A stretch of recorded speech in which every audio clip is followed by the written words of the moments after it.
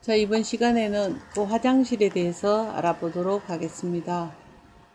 화장실은 조리장 또는 작업장에 영향을 미치지 않는 곳에 설치를 하는데, 보통 외식업소라든가 집단급식소 경우에는 고객용과 작업자용 화장실을 실제적으로는 분리해서 설치를 해야 됩니다. 그리고 화장실은 바닥이나 천장, 벽과 문은 물 청소를 해도 잘 견딜 수 있는 내수성, 또 잘 부식되지 않는 내부식성 견딜 수 있는 그죠? 재질을 사용하고 파손된 부위나 틈이 없도록 하고 정기적으로 청소를 하고 청결하게 관리를 해야 되는 기본적인 어떤 그 청소 수칙이죠. 또한 별도의 환기 시설을 설치하여서 환기가 잘 되도록 하는데, 이 환기구는 실제 작업장 내부로 들어오는 것이 아니라 외부로 배출되게끔 환기시설을 설치를 해야 됩니다. 그리고 화장실에는 화장지라든가 손 씻는 수세시설, 일회용 종이 타올, 또 혹은 손 건조기를 비치를 하고, 일회용 종이 수거는 사용을 하고 버릴 때에 뚜껑이 달린 빈 용기를 비치해서 여기다 버리고, 그 다음에 여성 생리대 같은 경우에는 별도의 통을 비치해서 버리도록 별도로 따로 버려야 된다는 얘기입니다. 탈의실은 내부 공기를 외부로 배출시킬 수 있도록 환기 시설을 갖춰서 청결하게 관리한다. 그러니까 화장실도 그렇고 탈의실도 그렇고, 뭐 좀 전에 건조식품을 보관하는 창고 같은 경우에도 전부 환기시설을 다 갖추고 있어야 됩니다. 그 다음에 옷장과 신발장은 외출복과 위생복 간의 교차 오염이 일어나지 않도록 구분하여서 청결하게 보관한다. 아마 제가 지난주인가 2주 전에 수업을 했는 내용이 싶은데, 여기 보면은 부대시설 관리에서 탈의실하고 화장실이죠. 그러면은 탈의실은 위생복은 위생복과 위생화를 벗고 외출복을 환복한다. 그러니까 옷을 외출복 같은 경우에는 이제 외출복을 벗고 위생복 위생화를 착용을 한다든가, 또 반대로 퇴실할 때는 이 반대가 되겠죠. 그 다음에 위생복과 위생화는 항상 청결히 유지를 해라. 그 다음 교차 오염 방지를 위해서 위생복과 외출복, 실내화와 외출한 후 구분해서 보관을 하되, 위생복을 위에 놓고 평상복은 아래에 놓고 이렇게 구분을 하게 됩니다. 그 다음에 이와 같은 탈의실 청소 상태는 주기적으로 관리를 당연히 해야 되겠죠, 그죠? 죄송합니다. 그리고 이불이나 음식물 등은 보관하지 않도록 해라는 얘기고, 화장실은 화장실 전용 신발을 착용을 해야 된다. 들어오는 입구 쪽에다가 착용을 해야 되겠고, 여기는 지금 남자 화장실 같은 경우는 그죠? 그 다음에 퇴실 시에는 손을 세척하고 건조 소독을 실시하는데, 지난번에 제가 말씀드렸듯이 화장실에서 나올 때 손을 세척하고 건조하고 나중에 소독하는 소독 센서기와 슬라이드 도어를 출입문을 연결을 시켜놨어요. 그래가지고 이 소독을 하지 않으면은 문이 안 열리게끔 그렇게 세팅을 합니다. 그래서 꼭 소독하고 나오게끔 관리를 요즘 식품회사에서 잘 철저히 관리를 하죠. 그 다음에 화장실의 청소 상태를 주기적으로 관리를 해라. 손소독 및 건조 설비 등이 정상적으로 작동되는지를 확인을 하고, 그죠? 그래서 이런 관리를 하게 된다는 얘기. 또 보면은 마찬가지로 똑같은 얘기지만 반복으로 제가 하겠습니다. 여기 세척, 건조, 소독 설비죠. 또 보면은 화장실 나와서 손을 씻고, 그 다음에 여기 페이퍼 타올로 닦고, 그 다음에 소독을 하고 들어간다는 얘기입니다. 이거는 좀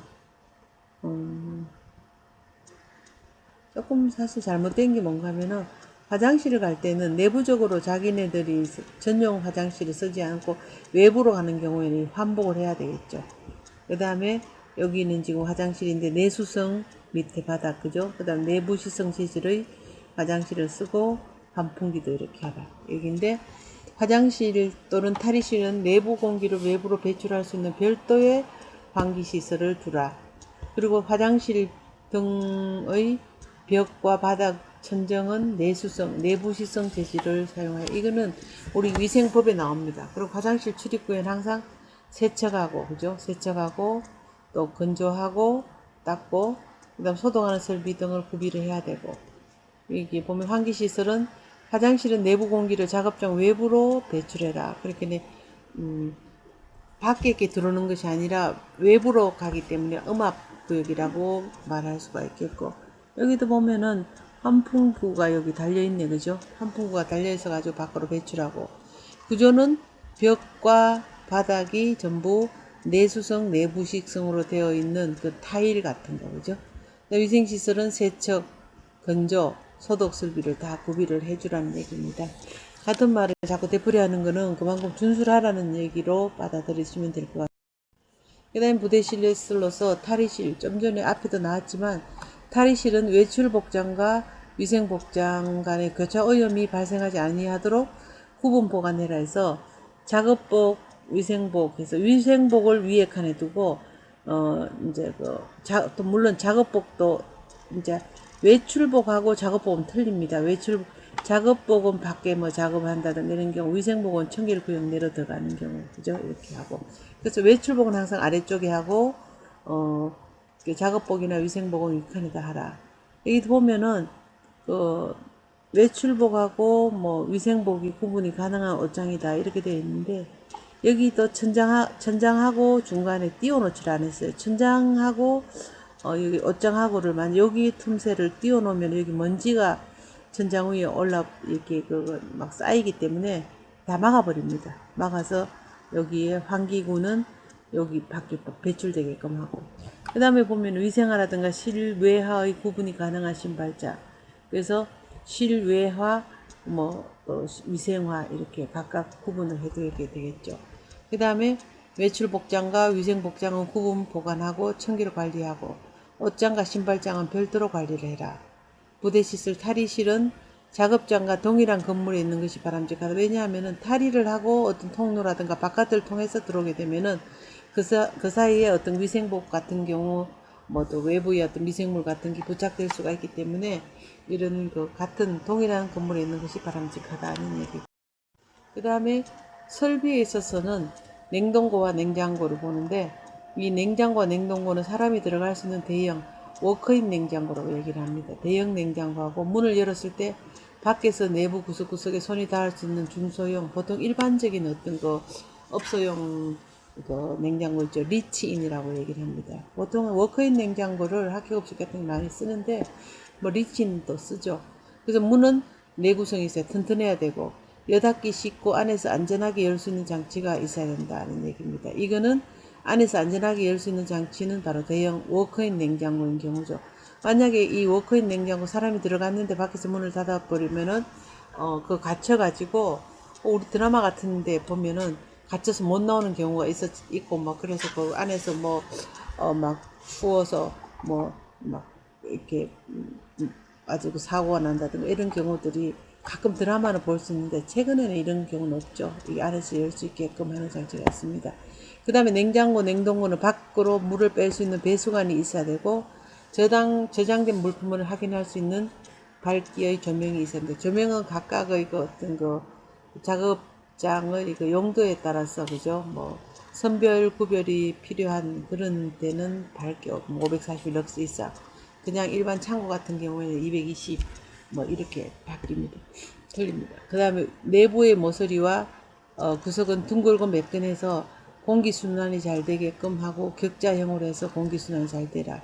일반적인 방법으로 청소가 가능해야 되고 내부 재질은 독성이 없어야 되고 흡습성이나 부식성이 없고 식품이나 세척제와 반응성이 없고 식품의 색이나 냄새, 맛을 남겨서는 안 된다. 이렇게 되어 있습니다. 그 다음에 여기 보면은 냉장 냉동 시설 설비에 대한 관리죠. 그리고 이거는 지금 완전히 워크인 냉장고 들어가서 이제 관리되는 거고 여기 보면은 여기 팬이 외부에 부착돼 있어. 요 안에가 있는 것 같아요. 보니까. 그 다음에 여기도 보면은 여기는 우리가 세팅하는 세팅하는 어떤 장치가 되겠고, 이 문은 여기 버튼을 누르면 문이 자동으로 열리게 되고, 이거 팬이고, 그죠? 외부에서 온도 관찰 장치의 사례 가지고, 요 외부에서 온도가 이렇게 만약에 뭐 마이너스 20도씨를 설정을 해놨다, 뭐 이렇게 하면은 각각 급냉실, 원료 보관실, 뭐 해동실 다 각각의 세팅이 틀리잖아, 그죠? 여기 보면은 냉장 시설은 내부 온도를 10도씨 이하로 하고, 냉동 시설은 마이너스 18도씨 이하로 유지를 해라. 그리고 이거 지난번에 말씀드렸죠. 온도 감응 장치 센서는 온도가 가장 높게 측정되는 곳에 위치를 해야지만 온도가 높아지면은 쿨러가 작동을 하게 되고, 또 우리가 사람들이 들어갔을 때 온도가 몇 도인가 봐서 높게 되면은 문 여닫는 수를 줄인다든가 이렇게 하게 됩니다. 그 다음에 냉장 시설 내부는 다음 편의식품 뭐 훈제 연은 5도 이하를 유지를 하게 하고, 나머지는 10도 이하. 그 다음에 온도 표시 장치는 눈이 잘 띄는 곳에다가 설치를 하라는 얘기입니다. 저장고 외부나 디지털로 하라는 얘기. 그 다음에 조명 및 환기 장치는 보면은 이게 검수대라든가 선별 작업대, 배식 구역 등 유관 확인 구역은 540럭스 이상으로 하고, 뭐 조리 작업장이라든가 식기 세척실, 식기 저장고, 화장실은 뭐 220럭스 정도로 한다. 그리고 조명등이 깨졌을 때는 유리 조각이 식품이나 기구 속에 안 들어가게끔 위치를 바로 작업대 위에 만약 하는 경우라면은 이렇게 커버를 씌운다든가 하고, 아니면은 식품이나 기구에 떨어지지 않도록 위치를 잘 선정을 해두라는 얘기입니다. 근데 멀리 좀 떨어지면은 럭스 저도가 잘 안 맞기 때문에 이렇게 조명등에 이제 커버를 씌워서 많이 위에다가 설치를 하죠. 환기는 꼭 이렇게 이렇게 기계적인 환기라든가 이런 걸 해야 되고, 깨끗한 공기로 교체를 해줄 수 있어야 된다는 얘기입니다. 그리고 급식실은 항상 그 팬을 이용해서 잘 환기를 시키고, 또 공기 흐름을 청결구역에서 일반구역으로 흐르도록 공조를 원래 설계.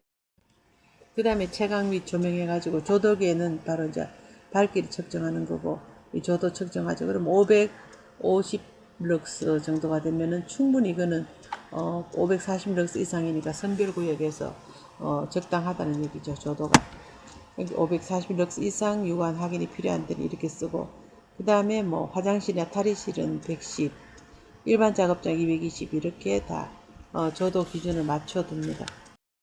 그 다음에 보호장치는 제가 아까 말씀드렸듯이 이게 보호 커버를 두라 그랬죠. 그죠? 그래서 적정한 채광과 조명 밝기 보호대를 설치해라. 이게 보호 커버를 만들어 둡니다. 이건 보호 커버가 아니고 형광등 이 알이 보이잖아. 그죠? 그럼 이게 밑에 떨어지면은 바로 비산되면서 식품이라든가 도구에 들어가기 때문에 큰일 이게 안 되고, 그 다음에 천정 재질도 이게 이제 막 뭐라 그럴까요? 부적절하기도 하지만 물도 새고, 또 여기에 뭔 이물질 같은 부착된 청소 상태도 엉망이고 이러니까 이거는 잘못된 사례가 되겠죠. 그래서 채광이나 조명시설은 부식이 잘 안되는 재질을 이용을 하고, 또 식품에 노출되거나 내포장 작업을 하는 작업장에서는 파손이나 이물 낙하 등에 의한 오염 방지를 위한 보호장치를 이렇게 하라는 얘기입니다. 이 보호장치가 안 되어 있습니다. 네, 이러한 것들. 그 다음에 환기시설은 작업장 내에서 발생한 악취라든가 이상한 냄새, 유해가스, 매연, 전기 등을 배출할 수 있는 환기시설을 설치를 해라 되겠습니다. 환기시설 사례가 이렇게 들어갑니다. 이거는 이제 환기량이 많은 그런 게 되겠죠. 자연 환기시설 창문 외에 별도의 동료 환기시설이 필요하다. 그리고 배출된 공기가 다른 작업장으로 유입되지 않도록 해야 된다는 얘기입니다. 그 다음에 급수 및 하수 설비는 물은 먹는 물 관리법 기준에 적합해야 돼요. 그래서 이 음용, 마시기가 가능하고 식기, 세척기 등의 청소 설비에 사용할 수 있도록 충분한 수압을 유지를 해야 되고, 만약 지하수를 사용하는 경우라면 수질 검사 기관으로부터 정기적인 검사를 받아야 된다는 얘기입니다. 수돗물이 아닌 물, 즉 지하수를 사용하는 경우에 식수를 사용할 때는 6개월에 한 번씩 1년에 한 번씩 하고, 음료로 하는 어떤 그 지하수를 사용해서 음료를 만드는 공장에서는 6개월에 한 번씩 수질 검사를 해야 됩니다. 그래서 식수로 부적합하다면은 바로 적절한 조치를 취해야 되겠죠. 그리고 별도 용수 저장 탱크가 있는 경우에는 저장 탱크로부터의 교차 오염을 방지하기 위해서 인체에 유해하지 않는 그런 재질, FRP와 같은 것들을 사용하고, 또 누수라든가 오염 여부 확인하고 반기별로 1회씩 주기적으로 세척 소독을 실시를 하라는 얘기입니다. 그 다음에 배관은 잘못된 배관은 물을 오염시켜 이렇게 수인성 전염병인 장티푸스라든가 콜레라, 이질 등의 질병을 유발하겠죠. 그리고 교차 오염에 의한 역류라든가 하수가 가장 대표적인 위험 요인이 될 수 있겠고, 교차 연결은 음용수 공급관과 깨끗하지 못한 물이 교차되는 그런 연결을 말한 데가 뒷부분에 보면 이렇게 나옵니다. 그 수도꼭지 에어갭인데, 이 수도꼭지가 나오는데 이런 에어갭이 이제 최소 25cm 이상이 되어야 되겠고, 그죠? 그 다음에 배관 연결 지점에서 에어갭, 여기에 에어갭, 여기 배관 연결할 때 에어갭을 설치를 해가지고 배수가 되어야 된다는 얘기입니다. 그 용수 관리에 있어 가지고는 여기 보면은 수질검사 성적표가 여기 그죠? 보니까 23하고 또 더 있습니다. 실제적으로 23개. 여기 있네, 그죠? 46개. 알루미늄, 황산이온, 탁도, 망간, 철 이래가지고 불검출돼야 되고 얼마 이하해야 되고 이렇게 쭉 나오잖아, 그죠? 기준치가 이렇고, 이거는 이 수질 검사를 했는 어떤 여기에 충남 군북 내부리에 있는 이 어떤 음료 업체의 물을 가지고 검사를 했더니 이렇게 쭉 나와가지고 합격이란 얘기입니다. 그리고 자동 염소 투입기를 통해 가지고 이 지하수에다가 투입함을 해가지고 소독을 할 수 있다는 얘기죠. 그래서 여기 보면은 식품 제조 가공 공장에 사용되거나 식품에 접촉할 수 있는 시설 설비, 기구 용기, 종업원 등의 세척에 사용된 용수는 이렇게 먹는 물 관리법에 의한 규정, 수질 기준에 맞는 지하수든지 아니면 상수도를 쓰라는 얘기입니다. 그리고 또 화장실이나 폐기물 배수 처리 시설, 동물 사육장 등이 어떤 치수원이 있을 때는 오염이 안 되도록 하고, 필요한 경우에는 이런 소독 장치를 갖추라. 살균은 자외선 소독기 같은 것도 필요하겠고, 그죠? 그 다음 수질검사 성적표는 항상 비치를 하고, 이러한 마이크로 필터라든가 UV 살균 등 같은 것을 장치를 설치를 해서 용수를 관리를 해야 됩니다. 이게 사실 실제적으로 단체급식도 그렇고 제조 가공업체도 이 물에 대한 관리가 제일 중요합니다. 지하수를 쓰느냐 상수도를 쓰느냐에 따라 가지고 평가 기준이 완전히 틀려지게 됩니다. 관리도 지하수를 쓰는 경우에는 훨씬 엄격하게 관리를 해야 되고요. 용수 검사는 이렇게 보통 연 1회를 하는데, 음료를 직접 마시는 경우는 반기별 6개월에 한 번씩 쓰라. 미생물학적인 검사는 월 1회를 해라. 이거 지난번에 다 설명을 드렸던 것 같아요. 간이 키트 검사하는 것이고, 그죠? 그 다음 수질 검사는 연 1회를 하는데, 음료를 사용하는 그런 회사 같은 경우에 반기별로 하고, 미생물은 월 1회 이상 하고, 간이 키트로 써서 가능하고, 받는 검사는 항상 일상적으로 탁도, 색도, 맛, 냄새 이런 거 다 같아요. 위에서 여기도 지금 용수관리 점검표가 있습니다. 그래서 용수관리 점검표를 주 1회를 하되, 그 다음에 여기는 보면은 양호하면 동그라미, 그죠? 그 다음에 불량하면 X로 이렇게 해가지고 점검 일자와 결과를 놔둡니다.